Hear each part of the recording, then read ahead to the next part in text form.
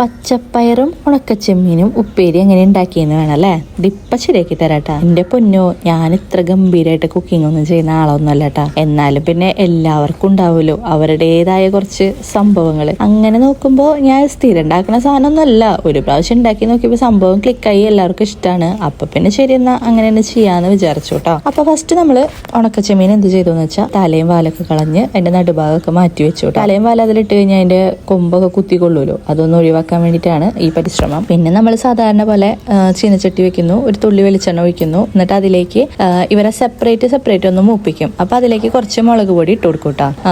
എന്നിട്ട് അവരെ സെപ്പറേറ്റ് തന്നെ മാറ്റുകയും ചെയ്യും. എന്നിട്ട് ഈ കൊമ്പും ചിലയുള്ള സാധനമൊക്കെ എടുത്തിട്ട് മിക്സിയിൽ ഒന്ന് ഗ്രൈൻഡ് ചെയ്യും.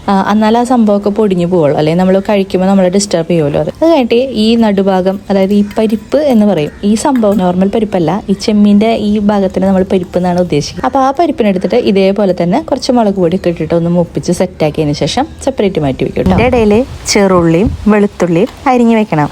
എന്നിട്ട് നീ സബോളയാണല്ലോ എടുത്തേക്കണേ. ഞാൻ എങ്ങനെയാട്ടാ, ഞാൻ സബോള എടുക്കാം, എനിക്ക് ചെറുള്ളി അരിയാൻ മടിയാ. എന്നിട്ട് നമ്മുടെ ചീനച്ചട്ടി ചൂടാക്കുമ്പോൾ വെളിച്ചെണ്ണ ഒഴിക്കുന്നു, ഉള്ളിയും മുളകും കാച്ചുന്നു, മുളക് പൊടി ആവശ്യത്തിന് അങ്ങോട്ട് ചേർത്ത് കൊടുക്കുക. പിന്നെ നമ്മൾ അരിഞ്ഞ് കഴുകി വൃത്തിയാക്കി വെച്ചേക്കണം പച്ചപ്പയർ അങ്ങോട്ട് ഇട്ട് കൊടുക്കുക. നന്നായി അങ്ങോട്ട് ഇളക്കി കൂട്ടി സെറ്റാക്കുക. പിന്നെ ഉപ്പിടാൻ മറക്കണ്ടാട്ടാ. പിന്നെ നമ്മുടെ മിക്സിയിൽ പൊടിച്ചു വെച്ച ചെമ്മീന്റെ കൊമ്പും വാലൊക്കെ അങ്ങോട്ട് ഇട്ട് കൊടുക്കുക. പിന്നെ ചെമ്മീൻ അങ്ങനെ നമ്മൾ വറുത്ത് വെച്ചില്ലേ, പരിപ്പ് എന്ന് പറഞ്ഞ ഭാഗം ഉണ്ടല്ലോ, അതും കൂടി അങ്ങോട്ട് ആഡ് ചെയ്തിട്ട് നന്നായിട്ട് മിക്സ് ചെയ്തിട്ട് ഒന്ന് മൂടി വെച്ചിട്ടോ അല്ലെങ്കിൽ തുറന്ന് വെച്ചിട്ടോ വേവിക്കുക. അല്പസമയങ്ങൾക്കകം സ്വാദിഷ്ടമായ ഉണക്കച്ചെമ്മീൻ പച്ചപ്പയറുപ്പേരി തയ്യാർ.